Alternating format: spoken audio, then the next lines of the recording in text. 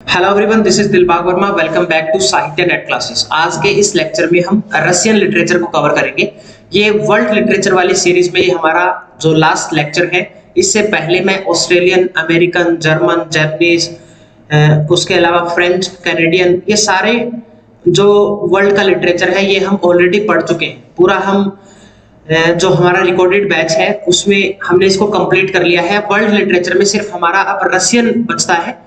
Russian को आज हम कवर कर लेंगे। तो जो भी स्टूडेंट्स यूजीसी नेट की तैयारी कर रहे हैं, अगर वो हमारे साथ इस रिकॉर्डेड बैच में जुड़ना चाहते हैं तो आप दिए गए नंबर पे आप व्हाट्सएप कर सकते हैं। और इसमें आपको पूरा स्टडी मटेरियल प्रोवाइड किया जाएगा, प्लस पीवाईक्यूज और एमसीक्यूज की सीरीज भी प्रोवाइड की जाएगी। आपके होम एड्रेस पे जो ये बुक्स आप देख रहे हैं ये डिलीवर की जाएंगी, प्लस 200 प्लस वीडियोस लेक्चर भी आपको प्रोवाइड किए जाएंगे। तो चलो स्टार्ट करते हैं हम रशियन लिटरेचर को। रशिया का जो लिटरेचर है वैसे काफी रिच है अपने आप में, और पूरा का पूरा ये रशियन लिटरेचर जो है वो रशियन लैंग्वेज में ही लिखा गया है। बाद में इसको ट्रांसलेट किया गया है इंग्लिश लैंग्वेज में। तो इसमें काफी फेमस राइटर हैं हमारे, और 2-3 क्वेश्चन आते हैं एग्जाम में यहाँ से भी। तो बहुत ज्यादा इन डेप्थ हमने नहीं पढ़ना है, जो मैं आपको बता रहा हूँ सिर्फ आपको वही चीजें पढ़नी है। तो चलिए स्टार्ट करते हैं। वैसे इसकी यहाँ पे जो रशियन रेवोल्यूशन हुआ था ना, रशियन रेवोल्यूशन, उसके बारे में एक बार थोड़ा सा जरूर पढ़ लेना, क्योंकि इनका जो लिटरेचर है मोस्टली वो रशियन रेवोल्यूशन के इर्द गिर्द ही जो लिखा गया है। मतलब थीम उसकी मोस्टली वही वाली रही है। तो चलो, पहला है हमारा निकोलाई गोगोल। निकोलाई गोगोल जब हमने इंडियन लिटरेचर पढ़ा था तब भी मैंने आपको रेफरेंस दिया था निकोलाई गोगोल का। झुंपा लहरी ने एक नॉवल लिखी है, the namesake. The namesake by Jhumpa Lahiri. Jhumpa Lahiri एक पेन नेम है, रियल नेम है इनका Nilanjana Sudeshna. Indian American writer है, तो वहां से भी रेफरेंस यहाँ पे बनता है। देखो, नेमसेक में जो मेन कपल है, इंपॉर्टेंट राइटर है, इंपॉर्टेंट जो कैरेक्टर है अशोक और असीमा, वो कलकत्ता छोड़ के यूएसए में चले जाते हैं। वहां पे इसकी जो वाइफ है, अशोक की वाइफ असीमा, वो प्रेग्नेंट होती है। वो हॉस्पिटल में बैठा होता है, तो वो एक बच्चे को जन्म देती है। तो बच्चे का नाम क्या रखा जाए, इस बात के बारे में वो सोच रहे हैं। और एक इंडिया में उसका ट्रेन में एक्सीडेंट हुआ था, तब वो निकोलाई गोगोल की एक शॉर्ट स्टोरी पढ़ रहा था। ये थी वो शॉर्ट स्टोरी, द ओवरकोट। ये रेफरेंस याद रखना। और उसके नाम पे ही ये अपने बच्चे का नाम रखता है। इस निकोलाई गोगोल के नाम पे उसका नाम रख देता है वो गोगोल। This is the most important reference here. So overcoat इन्होंने लिखा है। इसमें इसकी स्टोरी देखो क्या, इसमें जो हीरो है अकाकी, ये एक क्लर्क है और ये एक ओवरकोट खरीदना चाहता है, तो उसके लिए पैसे जोड़ता है ये। और जब इसके पास पैसा इकट्ठा हो जाता है तब वो एक टेलर के पास जाता है और एक ओवरकोट सिलवा लेता है। और एक दिन वो पहन के जा रहा होता है, और जब वापस आ रहा होता है काम से, तब उसको कोई बियर्डेड एसेलेंट्स नाम का एक आदमी है, ये इसको ठग लेता है। मतलब उसका कोट जो है वो छीन लेता है, और इसकी ठंड की वजह से इस अकाकी की डेथ हो जाती है। तो एक तरह से ये स्टायर लिखा गया है, ठीक है। और व्लादिमीर नाबकोव ने इसको बोला है greatest Russian story ever written, कि ऐसी स्टोरी रशियन लिटरेचर में बहुत कम लिखी गई है, बहुत अच्छी और ग्रेटेस्ट स्टोरी है ये। किसके बारे में बोला है? ओवरकोट के बारे में, ठीक है। चलो जी, आगे है डेड सोल। डेड सोल को लिखा है 1842 में। One of Gogol's most significant work, dead soul is a novel that satirized the social and bureaucratic corruption of 19th century Russia. The protagonist है इसमें चिचिकोव। चिचिकोव aims to acquire decreased serf। यहाँ पे ये Surf, dead soul, ये use किया गया है किसके लिए? लेबर क्लास के लिए। लेबर क्लास के लिए। names to exploit the loophole in the property system, a scheme that serve as a lens to examine the moral and social decay of Russian society। तो ये किसके बारे में है? लेबर क्लास के बारे में है। आगे diary of a madman, it deals with a rich superfluous man. इसका नाम है एक्सेंटी इवानोविच, एक लो सिविल सर्वेंट है ये, low rank civil servant. Falls in love with Sophie. Sophie होती है इसके बॉस की डॉटर है ये, उसके साथ ये प्यार में पड़ जाता है, तो उनकी स्टोरी है ये। इसके बाद नेक्स्ट लिखा है the marriage 1836, A comedic play about a man named Podkolysyn who is eager to marry but lacks the courage to make a decisive move. Decisive हो, वो ईगर है शादी करने के लिए लेकिन डिसीजन नहीं ले पा रहे हैं। The place satirize social convention and marriage practice in Russia. उसके बाद द नोज, सिर्फ टाइटल याद करना है। देन है वीवे, ये भी सिर्फ टाइटल याद करना है। नेक्स्ट राइटर है फ्योडोर दोस्तोवस्की 1821 टू 1881। इस राइटर की प्लीज डेट ऑफ बर्थ याद कर लेना। और इनका एक वर्क है, बहुत फेमस वर्क है ये, क्राइम एंड पनिशमेंट, 1866 में लिखा गया है। इस नॉवल में, ये एक साइकोलॉजिकल नॉवल है। Torment the Raskolnikov, a former student who believes he is above moral law and commits a murder to prove his theory। अपनी ये वाली थ्योरी कि वो अबो है, ऊपर है मॉरल लॉ से, तो उसके लिए ये एक मर्डर कर देता है। ठीक है, मर्डर करता है और अपनी ही एक लैंड लेडी होती है इसमें, जिसके घर में किराए पे रहता है। उसमें ऊपर वाले फ्लैट में एक लेडी रहती है जिसका नाम था एलियोना इवानोवना, ये लेडी का नाम है। तो उसका ये मर्डर कर देता है और मर्डर करने के बाद ये वहां से भाग जाता है। और जब वापस आके अपने रूम पे सो जाता है तो ये सुबह उठ के देखता है कि कमरे पे इसके सामने जो दरवाजा है उसमें पुलिस खड़ी होती है। पुलिस, और एक जब उसका दरवाजा खोलती है तो वो डर जाता है बिल्कुल, कि उसको लगता है कि पता चल गया है कि मैंने इस लेडी का मर्डर किया है। लेकिन पुलिस उसको इसलिए पकड़ने नहीं आई थी, इसलिए पकड़ने आई थी कि उसने उसका किराया पे नहीं किया था। ठीक है, किराया पे नहीं किया था, इसलिए उसको जेल लेके जाया जाता है, वहां से वो छूट जाता है। लेकिन इसके जब इसकी मर्डर की बात आती है इस लेडी की, तब वो एकदम से बेहोश हो जाता है। तो पुलिस वालों को उस पर शक हो जाता है कि इसी ने मर्डर किया है। इसका एक फ्रेंड है, राजू मिखिन नाम है उसका। राजू मिखिन जब ये उसमें चक्कर काट रहा होता है इसके लिए, केस के लिए, तब राजू मिखिन इसकी काफी हेल्प करता है। और इसकी एक बहन भी है, उसको ये रास्कोलनिकोव की बहन है, उसको राजू मिखिन पसंद करने लगता है। लेकिन वो लेनिन नाम का एक लड़का होता है, उसके साथ एंगेजमेंट उसकी हो चुकी है। तो ये रास्कोलनिकोव उसको बोलता है कि तुम इस एंगेजमेंट को तोड़ दो, ये अच्छा आदमी नहीं है। लेकिन वो एंगेजमेंट उनकी टूट भी जाती है। और लास्ट में ये लड़की है, इससे प्यार होता है इसको। रास्कोलनिकोव लव्स सोनिया, सोनिया से इसको प्यार होता है। और सोनिया इसको बोलती है कि तुम अपना जो क्राइम है वो एक्सेप्ट कर लो। तो पुलिस वाले भी उसको बोलते हैं कि तुम एक्सेप्ट कर लो, तो वो एक्सेप्ट कर लेता है। और उसको 8 साल का जो कारावास है वो दिया जाता है। 8 इयर्स प्रिजन में रहने के लिए उसको ये सजा दी जाती है। ठीक है, इस तरह से ये कहानी खत्म होती है। इंपॉर्टेंट है ये स्टोरी, क्राइम एंड पनिशमेंट, इसको एक बार जरूर पढ़ लेना। उसके बाद नेक्स्ट है the brother Karamazov. It is a passionate philosophical novel that discuss question of God, free will and morality. इसके बारे में बात की है इसने। It has also been described as a theological drama। ये भी याद रखना इसको। ब्रदर कारामाजोव जो है ये थियोलॉजिकल ड्रामा भी है, dealing with the problems of faith, doubt, reason in context of modernising Russia with a plot that revolves around the subject of patricide। patricide क्या है? To killing his own father, that is patricide। It has 12 books and an epilogue। इसमें 12 books है और एक epilogue भी है। आगे है द इडियट। इस नॉवल में प्रिंस मिस्किन की स्टोरी है। A man of inheritance, goodness and simplicity as he navigates a corrupt society. मतलब जब वो पैदा होता है एक अच्छा सिंपल सा भोला भला लड़का था, और जब वो नेविगेट करता है करप्ट सोसाइटी को। The story contrast miskin innocence and moral purity with the complexity and moral failing of those around him, exploring theme of social justice and human frailty।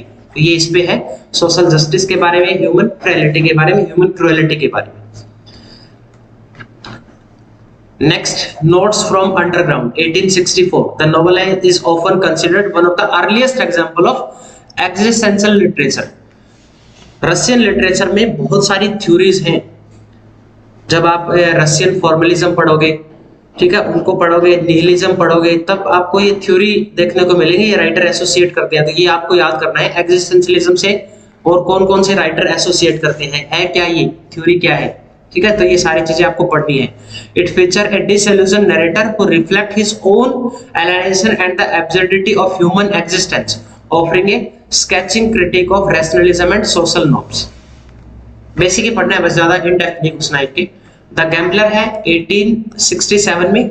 दोस्तों उसकी का खुद का एक्सपीरियंस है इसमें गैम्बलिंग की उसको एडिक्शन हो गई थी। This novel explore the psychological effects of gambling and the impact of chance and fate on human behaviour. ये किस तरह से ह्यूमन के बिहेवियर पे ये चीजें अफेक्ट करती हैं, ठीक है। जैसे उसका खुद का एक्सपीरियंस उसने शेयर किया है यहाँ पे कि उसको गैम्बलिंग का एडिक्शन हो गया था वो, ठीक है। और फिर किस तरह से उसका साइकोलॉजिकल जो माइंड है वो कैसे चेंज हो गया, कैसे इफेक्टिव हुआ।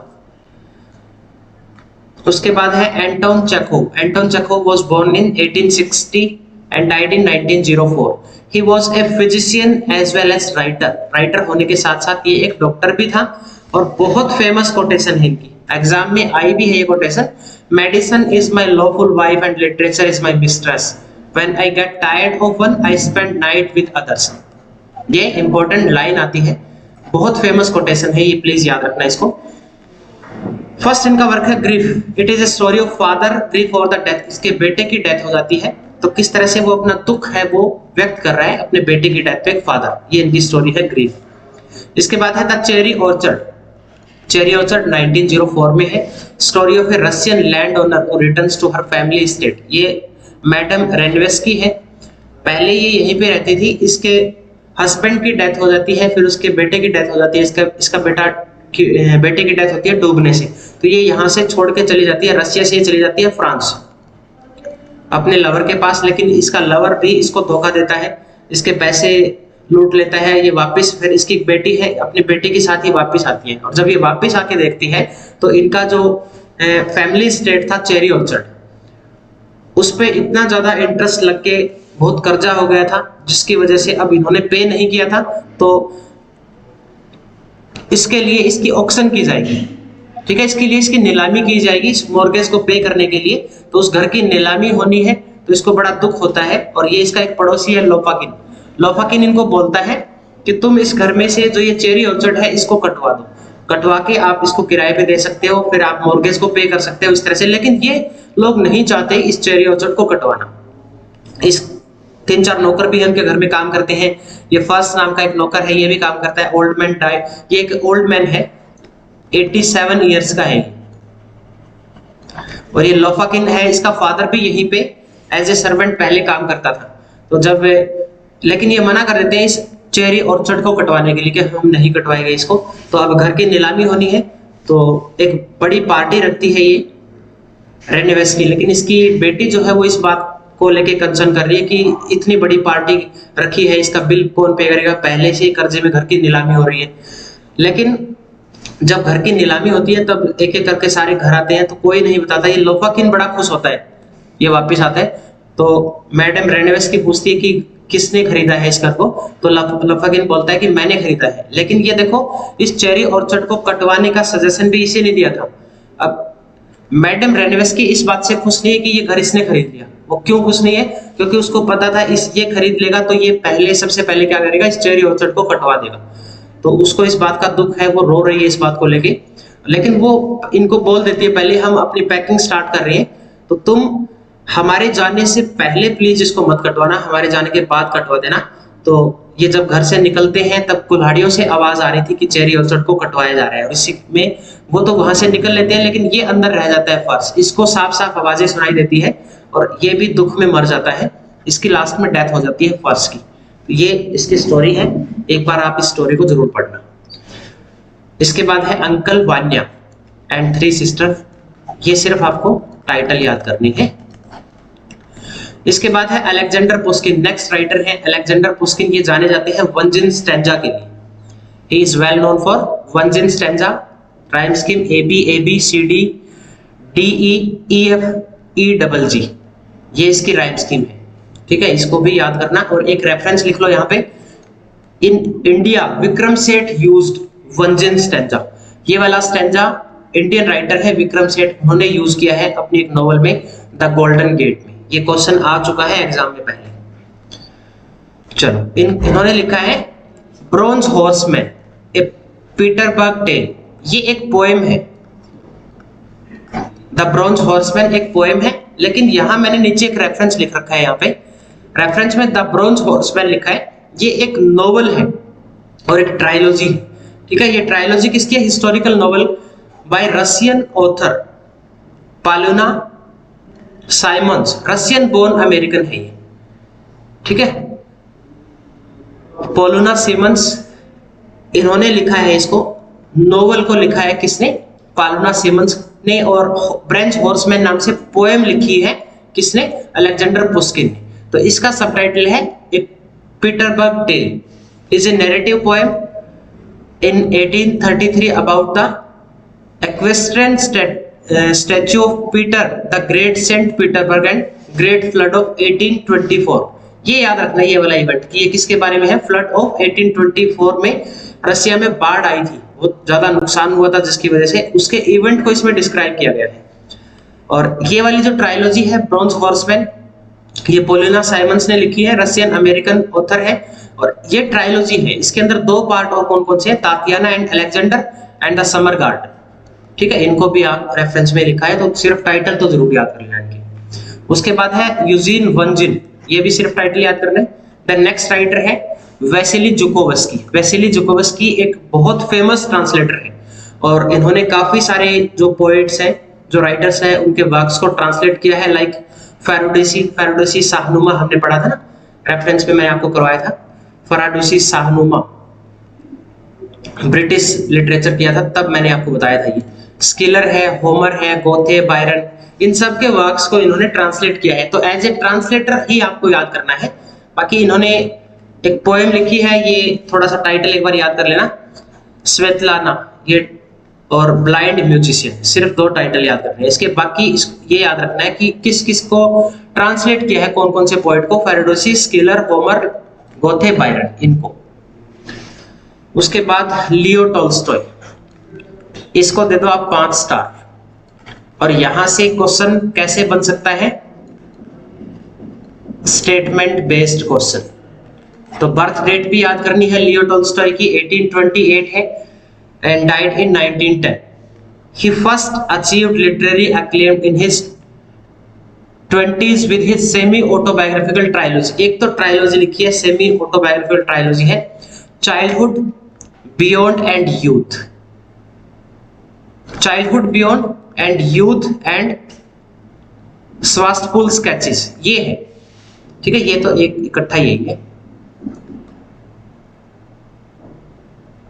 दूसरी है यूथ, तीसरी है स्वास्टफुल स्केचेस 1855 में, based on his experience in Crimean war. Crimean war के ड्यूरिंग का जो एक्सपीरियंस है वो शेयर किया है इन्होंने इसमें, लियो टॉल्स्टॉय। अब इनका एक बहुत ज्यादा फेमस वर्क है एना कैरेनिना। यहाँ से बार बार रिपीट हो रहा है क्वेश्चन, कई बार एग्जाम में आया है और अभी रिसेंटली लगातार आ रहा है, तो प्लीज आप इसको अच्छे से पढ़ के जाना। एना कैरेनिना को 1878 ईयर याद करना है। It was publish in A serial but last part appearing the periodical the Russian messenger. इस पीरियडिकल में इसका, वैसे ये इंस्टॉलमेंट में है, कई सारे सीरियल आए हैं इसके, लेकिन लास्ट में जब इसको पब्लिश किया गया तब एक पीरियडिकल में पब्लिश किया गया था द रशियन मैसेंजर के नाम से। इसकी ओपनिंग लाइन बहुत फेमस है, बहुत ज्यादा फेमस है। Happy families are all alike, every unhappy family is unhappy in its own way. 3-4 बार तो पेपर में आ चुकी है ये लाइन, आगे भी आ सकती है, तो याद रखना इसको। टॉल्स्टॉय ने खुद इसको बोला है his first true novel. When William Faulkner was asked to list, जब विलियम फॉकनर को बोला गया ना कि तुम एक लिस्ट बनाओ, 3 ग्रेटेस्ट नॉवेल की लिस्ट बनाओ, तब उसने पता क्या बोला? He replied Anna Karenina, Anna Karenina, Anna Karenina. मतलब 3 बार इसने रिपीट किया। आप अंदाजा लगा सकते हो कि कितनी फेमस और ग्रेटेस्ट नॉवेल है ये रशियन लिटरेचर में। है क्या स्टोरी इसकी? इसमें थीम वैसे betrayal, faith, family, marriage, imperial Russian society, desire and the differences between the rural and urban life. Main जो कैरेक्टर है इसमें एना, एना जिसकी शादी होती है कैरेनिना से, और बट इसका अफेयर होता है किसके साथ? वेरोन्स्की के साथ। वैसे वेरोन्स्की पहले किटी नाम की एक लड़की है, इसमें उसको पसंद करता है, ठीक है, लेकिन बाद में जब ये इस एना को देखता है तो ये एना को पसंद करने लगता है। और एना अपने किसी रिलेटिव के पास रहती थी और वो अपने हस्बैंड के पास जब वापस आती है तो वहां तक वो ये जो वेरोंस्की है उसके साथ पहुंच जाता है, ठीक है, उसका पीछा करते हुए वहां पे चला जाता है। वो रेलवे स्टेशन पे उसको देखती है, उसका हस्बैंड उसको लेने के लिए आता है, लेकिन ये अपने हस्बैंड को बिल्कुल भी पसंद नहीं करती और ये थोड़ी इम्प्रेस भी हो जाती है उससे कि ये अब यहाँ तक मेरे घर तक पहुंच गया है, तो वो भी थोड़ा थोड़ा उसको पसंद करने लगती है। और एक बार कोई गेम हो रहा होता है, उसमें पार्टिसिपेट करता है ये वेरोंस्की, तो वहां भी वो देखने के लिए जाती है, तब भी उसके हस्बैंड को उसके ऊपर डाउट होता है, तो वो वहां पे रिवील कर देती है कि हाँ मैं इसको पसंद करती हूँ और मुझे तलाक चाहिए, लेकिन उसका हस्बैंड उसको तलाक देने के लिए मना कर देता है। वो चाहता है कि अब मैं इसको पनिश करूं, तलाक नहीं दूंगा, तो ये उसको छोड़ के चली जाती है, छोड़ के ये उसके साथ चली जाती है। लेकिन जब ये मतलब उससे प्रेग्नेंट हो जाती है इस वेरोंस्की से, और एक इसके दूसरे बच्चे की माँ बनने वाली है, मतलब ये इसके पहले जो एक बच्चा है, एक बेटा है इसका, वो किससे है, वो कैरेनिना से, तो दूसरा जो बच्चा है वो किससे है, वेरोंस्की से। लेकिन इसकी बिल्कुल मरने वाली हालत होती है उस टाइम पे, तो ये बेचारा इसके पास वापस आता है मिलने के लिए इसे, और वो उससे माफी मांगती है, तो वो उसको माफ भी कर देता है। ये कौन माफ कर देता है, कैरेनिना वेरोंस्की को भी माफ कर देता है और अपनी वाइफ एना को भी माफ कर देता है। लेकिन उस बच्चे का जन्म हो जाता है, जन्म के बाद वो ठीक हो जाती है, लेकिन ठीक होने के बाद वो फिर से धोखा देके वो वेरोंस्की के साथ भाग जाती है। लास्ट में अपनी लाइफ से बिल्कुल डिससेटिस्फाई होके वो ट्रेन के आगे अपने आप को, खुद को फेंक लेती है ट्रेन के आगे, और ऐसे ही सुसाइड कर लेती है। इस तरह से उसकी डेथ हो जाती है। तो ये इसकी स्टोरी है, एक बार इस स्टोरी को आप जरूर पढ़ना। इसमें एक हॉर्स भी है, फ्राउ फ्राउ नाम से, उस हॉर्स का नाम है फ्राउ फ्राउ। चलो जी आगे है, वॉर एंड पीस 1869 में, set during the Napoleon war and work mix fictional narrative and chapter discussion history and philosophy. The book chronicles the French invasion of Russia. French ने invade किया Russia पे and it's aftermath during the Napoleon era. It uses 5 interlocking narrative following different Russian aristocratic family. 5 aristocratic family की story है। Illustrate Napoleon impact on Tsarist society. It deals with 5 rich family during the war of French and Russia. ये बहुत ही confuse करने वाली story है, तो एक बार ये 5 फैमिली के बारे में थोड़ा सा पढ़ लेना, ठीक है। चलो जी, the power of darkness. The play set in rural Russian village and revolve around the lives of peasant family. Peasant family के इर्द गिर्द ही ये प्लॉट घूमता है। It tells the story of a morally corrupt family whose action lead to devastating consequence. The central plot focus on the character of a peasant named, peasant का नाम क्या है, Costilio, who is involved in the complex and morally ambiguous situation. तो इसके बारे में है, ठीक है, ये है वो करप्ट peasant। आगे है द फ्रूट ऑफ एनलाइटनमेंट, सिर्फ टाइटल। द लिविंग कॉर्प्स, ये भी इसके बारे में थोड़ा सा ये पढ़ लेना, किसके बारे में है। Story revolves around a man named Nikolai, who is a spiritual seeker and a physician. He becomes deeply interested in the concept of the living corpse. किसमें इंटरेस्ट रखता है वो, लिविंग कॉर्प्स में, which refer to the idea of living a life fully in accordance with the spiritual and moral ideals. Family happiness है the novella recounting the life and experience of Maria Alexandrova, and ये protagonist है। The story follow her journey from youthful idealism to challenges the realities of married life. इसके बाद है how much land need a man. The story follow Pahom, a peasant who is dissatisfied with his lot in life and believes that if he had more land, वो सोचता है कि अगर उसकी ज्यादा जमीन होती तो वो और ज्यादा खुश होता। He desires for more land lead him a series of events that culminate in dramatic and ironic conclusion. तो उसके डिजायर्स जैसे जैसे बढ़ती जाती है, उसकी लाइफ में डिससैटिस्फैक्शन उतनी ज्यादा बढ़ती जाती है। इसके बाद आ गया इवान तुर्जनिन। ये राइटर फेमस है निहिलिज्म के लिए,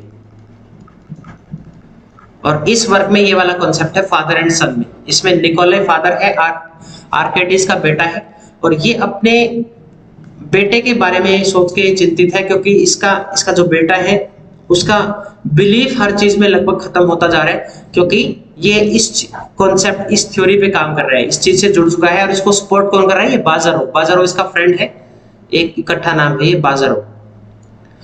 father is about the changes, कैसे उसका बेटा जो है वो डे बाय डे चेंज होता जा रहा है, वो बदलता जा रहा है। ये निहिलिज्म वाला कॉन्सेप्ट एक बार आप जरूर पढ़ लेना। ये है the rejection of all religious and moral principle. हर एक चीज को ये रिजेक्ट करता है, मॉरल प्रिंसिपल को ये रिजेक्ट करता है, और ये मानते हैं कि लाइफ जो है वो मीनिंगलेस है। लाइफ क्या है? मीनिंगलेस है। हर चीज को, ह्यूमन एग्जिस्टेंस को, नॉलेज को, ये हर चीज को रिजेक्ट करते हैं। That is nihilism. और इस कॉन्सेप्ट को पॉपुलर किसने किया है? इवान टुर्जेनेट ने अपने इस वर्क में फादर एंड सन में। इसके बाद है the diary of A superfluous man 1850। इसके अंदर हीरो जो है उसकी जो लाइफ है वो बहुत कम दिन की बची हुई है, और इसमें वो एक डायरी लिखता है अपनी पास्ट लाइफ के बारे में, और ये डायरी रशियन लिटरेचर में बहुत फेमस हो जाती है। ये लिखता है अपनी लाइफ के बारे में इसमें। इसके बाद आ गया बोरिस पास्तरनाक। बोरिस पास्तरनाक और जीन पॉल सार्ट्रे, ये दो राइटर ऐसे थे। इसको शायद हो सकता है कोई पॉलिटिकल एनफोर्समेंट की वजह से, पॉलिटिकल फोर्स की वजह से इसको मजबूर किया गया था। नोबेल प्राइज इन्होंने डिक्लाइन कर दिया था 1958 में। नोबेल प्राइज इनको मिला था लेकिन एक्सेप्ट किया था बाद में। ये दो राइटर ऐसे हैं, एक बोरिस पास्तरनाक और दूसरा है जीन पॉल सार्ट्रे। इन्होंने भी नोबेल प्राइज को डिक्लाइन किया था 1964 में। इनका वर्क है Doctor Zhivago 1957। The novel tells the story of Yuri Zhivago की स्टोरी है, जो फिजिशियन और पोएट है, against the backdrop of the Russian revolution and the subsequent Russian civil war. It deals with Russian revolution. इसमें protagonist है Yuri Zhivago, main character Yuri Zhivago है। आगे title है माय सिस्टर, सिर्फ टाइटल। द सेकंड बर्थ, इसमें ये Pavel नाम का कैरेक्टर है। Middle aged man facing mid life crisis, क्या क्या मिडिल लाइफ में उसको क्या क्या क्राइसिस जो है वो झेलने पड़े हैं। पर्सनल स्ट्रगल के बारे में है। Existential doubt derive the novel's exploration the theme of related to self discovery and the transformation, इसके बारे में है ये। आगे व्लादिमीर नाबकोव, ये अपनी एक नोवेल के लिए बहुत ज्यादा फेमस है, लोलिता के लिए। इस पे फिल्म भी बन चुकी है। The novel follow Humbert Humbert जो है एक प्रोफेसर होता है इसमें, who becomes infatuated with a 12-year-old girl। एक 12 साल की एक लड़की है जिसका नाम है डोलोरेस हेज। डोलोरेस हेज है जिसको निक नाम दिया गया है लोलिता। तो इस लड़की के साथ रहने के लिए इसकी पूरी मतलब स्टोरी दिखाई गई है, क्या क्या करता है। इवन डोलोरेस हेज की माँ के साथ शादी भी कर लेता है कि मुझे डोलोरेस हेज के आसपास रहना है, उसकी माँ से शादी कर लेता है। उसके बाद से ये कई सालों तक तो ये भटकते रहते हैं, सड़कों पे, होटल्स में ऐसे रहते हैं। तो मतलब बहुत ज्यादा फ्रस्ट्रेट हो जाते हैं अपनी लाइफ से। डोलोरेस हेज की शादी भी हो जाती है। शादी होने के बाद इसका जो हस्बैंड है वो कहीं कोई ऐसे इससे काम करवाता है, पोर्नोग्राफी जैसे कि हो गया। तो ये हम्बर्ट एक दिन जाता है और जो वहां पे लोग होते हैं, ठीक है, जो मतलब इससे ये ऐसे काम करवाते हैं, उनको शूट कर देता है और अपनी सारी प्रॉपर्टी जो है वो इस डोलोरेस हेज के नाम कर देता है, लोलिता के नाम कर देता है। इस तरह की ये स्टोरी है। एक बार आप इस नॉवल को भी जरूर पढ़ना। उसके बाद है इवान गोंचारोव। इवान गोंचारोव ने लिखा है ओब्लोमोव 1859। इसमें इलिया इलियाच ओब्लोमोव है, इसका फ्रेंड है एंड्री स्टोल्स। 50 पेजेस होते हैं जिसमें वो मतलब 50 पेज नॉवल के हैं। इस नॉवल के जब 50 पेज हम पढ़ेंगे तो जो राइटर ने लिखा है वो 50 पेजेस से रूम से बाहर ही नहीं निकला है, अपने ही कमरे में, मतलब पूरी की पूरी स्टोरी जो है वो एक रूम की स्टोरी है। It inspire on Russian intelligentsia. Oblomov false in love with Olga, Olga के साथ प्यार हो जाता है। ये इसी की लैंड, इनके जहाँ पे वो किराए पे रहता है वहीं उनमें से ही उनकी कोई लड़की है ये। In the and he died, और लास्ट में उसकी डेथ हो जाती है, नींद में ही वो मर जाता है। आगे है Mikhail Lermontov, hero of our time 2014 में लिखा गया है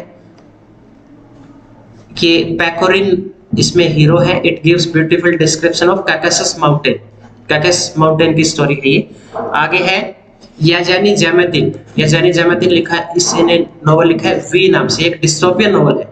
इसकी डेट जरूर याद करना। और ये वाला टाइटल बहुत ज्यादा इंपॉर्टेंट है इसका, 1924 में। डिस्टोपियन नॉवल है written in Yevgeny Zamatin and the first published in 1924. It is one of the earliest example of modern dystopian fiction।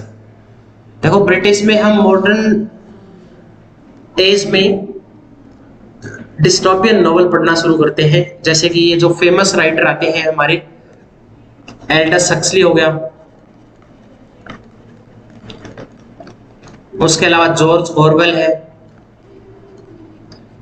1984 लिखा है इन्होंने। लिखा गया कब था ये? 1949 में लिखी हुई थी। तो और एल्डस हक्सले ने ब्रेव न्यू वर्ल्ड लिखा है 1945 में। तो ये वाली डिस्टोपियन अर्लीस्ट डिस्टोपियन नॉवल मानी जाती है। इनसे पहले भी वैसे तो लिखी गई है, लेकिन ये देखो 1924 में लिखी गई है। इसको अर्लीस्ट एग्जांपल हम कंसीडर करते हैं मॉडर्न डिस्टोपियन फिक्शन को।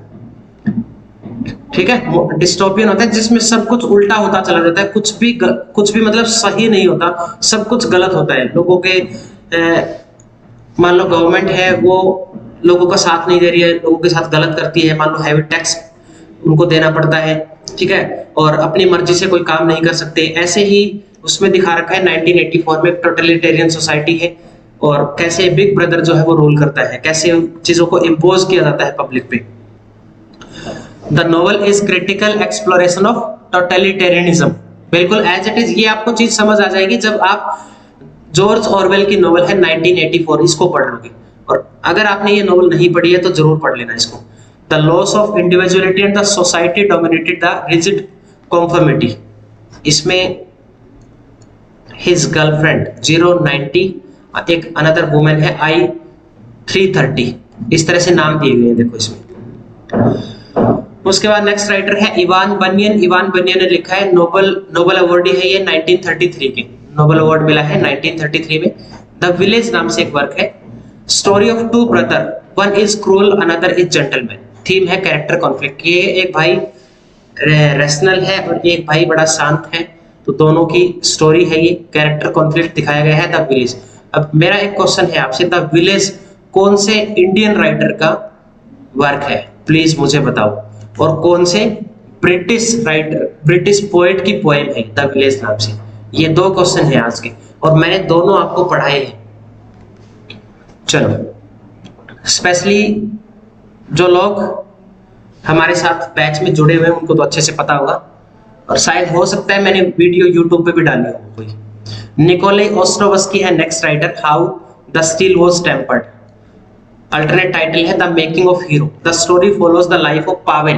पावेल के लाइफ के बारे में है, including his fighting and after Russian civil war when he fought for the बॉस्किलियस्क during the war that was injured. जब ये इंजर्ड हो जाता है फिर कैसे वो हील करता है अपने घावों को, और कैसे वो स्टील की तरह स्ट्रॉन्ग बन जाता है।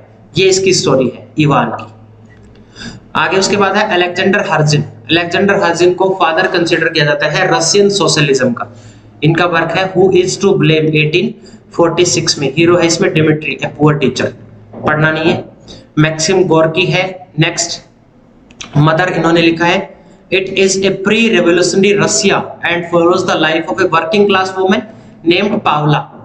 पावला एक वर्किंग क्लास वुमेन है, इसकी स्टोरी है who becomes increasingly involved in the revolutionary movement। और कैसे इसका एक बेटा होता है, वो बेटा इसको इनकरेज करता है रेवोल्यूशन के लिए, ठीक है, और ये इन्वॉल्व हो जाती है रेवोल्यूशनरी मूवमेंट के अंदर। उसके बाद है the lower depth, the lower depth, ये सिर्फ टाइटल करना है। उसके बाद है व्लादिमीर सोरोकिन। इन्होंने लिखा है day of oprichnik. It is set in dystopian future where Russia was reverted as a totalitarian regime reminiscent of the Tsardom of Russia during the time of Ivan Terrible. The novel follow a single day in the life of a member of Oportunik, the elite and brutal police force that enforce in the regime। इस story को set किया गया है 2027 में, near future में इसको set किया गया है। इसके अंदर कॉन्सेप्ट है making the great Russian war. ये कॉन्सेप्ट आप जरूर याद रखना इसमें।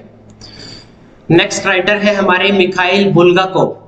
मास्टर एंड मार्गरेटा लिखा है। The master and Margarita combines supernatural elements with satirical dark comedy and the Christian philosophy, defying categorization with a single genre. It exhibits the autobiographical elements but also dominated by many aspects of fiction। Master और margarita को 3 story line में divide किया गया है। पहला है the devil's visit Moscow, the devil visit Moscow, इसमें devil जो है वो डिस्गाइज मतलब सैटन यहाँ पे डिस्गाइज करके आता है। बिगिंस द वूलैंड, वूलैंड क्या कैरेक्टर है यहाँ पे जो कि डिस्गाइज करके आता है सैटन का mysterious figure who is the devil in the disguise and the retinue in Moscow. Wooland presence bring chaos in the city, exposing the greed, corruption and hypocrisy of Soviet society. उसके बाद story of master and Margarita, इनकी story है। Master जो है वो disillusion writer है who has written a novel about Pontius Pilate and his interaction with Jesus Christ. यहाँ पे इसकी इंटरेक्शन किसके साथ दिखाई है? जीसस क्राइस्ट के साथ during the trial and crucifixion. Crucifixion कैसे किया गया था, कैसे उसका ट्रायल किया गया था जीसस क्राइस्ट का। However his work remains unpublished and he lives in obscurity. अब मार्गरेटा कौन है? इसकी लवर है मास्टर की, who is deeply devoted to him in her desperation to be reunited with the master and to ensure the novel success she makes a pact with the Woland and becomes a witch. Last में ये witch बन जाती है।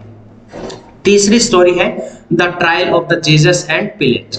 The third narrative threads is set ancient Jerusalem and follow Pontius Pilate and Yahshua HaNotzri। ये Jesus Christ को represent करता है। Pilate struggles with his conscience over the decision to condemn Yeshua to crucifixion, reflection on themes of justice and moral responsibility. The story provides a counterpoint of the contemporary events in Moscow and is intricately woven into the novel's broader theme। मतलब इसमें आपको सिर्फ ये तीन चीजें याद करनी है। डेविल डिस्गाइज करके आता है, डिस्गाइज अराइवल ऑफ वोलेंट, ठीक है, वोलेंट बन के आता है, डिस्गाइज कर रखा है उसने। Story of master and Margarita है। जीसस क्राइस्ट का क्रूसिफिकेशन और ट्रायल की इसमें बात की गई है, और trial of Jesus and Pilate, इसमें इनके ट्रायल की बात की गई है, ठीक है। तो ये है हमारा रशियन लिटरेचर। इसमें इतने राइटर हैं जो आपको अच्छे से ये करने हैं कवर, और स्पेशली 3-4 राइटर मैं आपको बता देता हूं जो बहुत ज्यादा इंपॉर्टेंट है एग्जाम के पर्सपेक्टिव से। आप उनको अच्छे से एक बार नोट कर लो।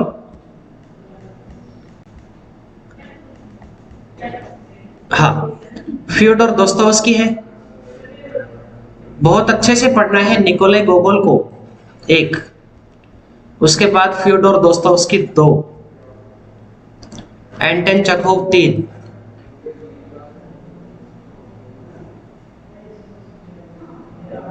लियो टॉल्स्टॉय 4,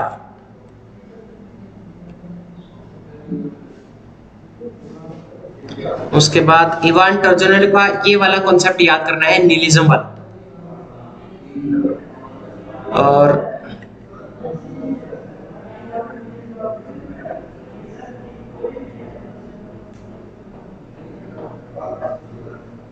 बस, मतलब जितना मैंने आपको करवाया है उतना इनफ है। बाकी अगर एग्जाम के टाइम पे आप जब बिल्कुल जा रहे हो तो इन 4 राइटर्स को अच्छे से पढ़ के जाना है रशियन लिटरेचर से, ठीक है। तो चलो मिलते हैं आपसे अगले लेक्चर में, तब तक के लिए अपना ख्याल रखें और अपना रिवीजन करते रहें। बहुत अच्छे से आपको रिवीजन करना है, तब जाके कहीं आउटपुट आएगा एग्जाम में, ठीक है। ऐसे ही अपनी तैयारी में लगे रहें। तो मुलाकात होगी आपसे अगले लेक्चर में, तब तक के लिए अपना ख्याल रखें। Be safe, stay connected, best of luck, God bless you.